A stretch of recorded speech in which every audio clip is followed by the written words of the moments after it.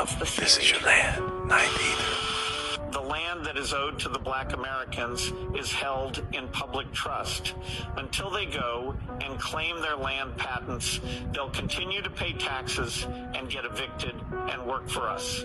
The fake ones that came down after the wars will continue to be able to claim their heritage. We passed the bills. When I was in office, we incarcerated a lot of black people after pumping drugs into their communities. See, what we do is induce bonds off the incarceration and sell the securities on the secondary market. They never balance the books, so we lock them up and keep the money. Well, we'll never handle the Mexican drug cartels because they work for us.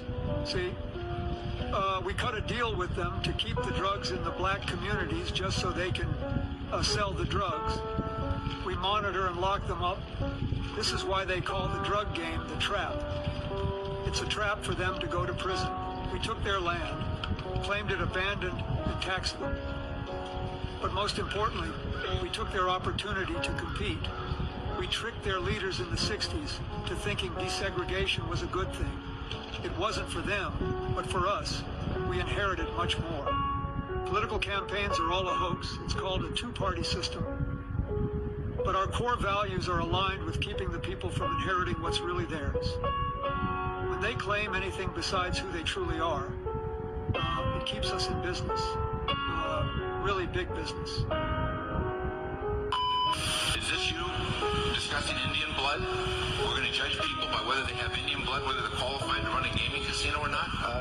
That probably is me, absolutely, because I'll tell you what, if you look at some of the reservations that you've approved, you, sir, in your great wisdom have approved, I will tell you right now, they don't look like Indians to me, and they don't look like the Indians. Now, maybe we say politically correct or not politically correct. They don't look like Indians to me, and they don't look like Indians to Indians, and a lot of people are laughing at it, and you're telling how tough it is, how rough it is to get approved. Well, you go up to Connecticut, and you look. Now, they don't look like Indians to me, sir. I said it before, and I'll say it again. They don't look like Indians to Indians, and they don't look like Indians to me. The black people are the real Indians, not the Asian-looking casino-owning people. Let's be real, folks. Black Americans are the true American Indians.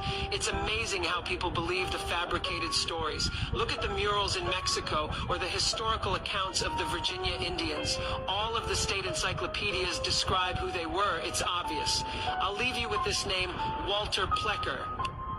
Walter Ashby Plecker was an extremely racist American physician and public health advocate who was the first registrar of Virginia's Bureau of Vital Statistics, serving from 1912 to 1946. Plecker is responsible for the reclassification of millions of American Indians into what are referred to as black people today. The Indians were once named after their nation, tribe, or empire before terms like American Indian were even made.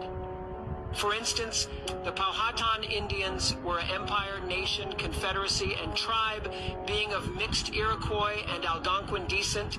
The original people of North America were a powerful and influential people.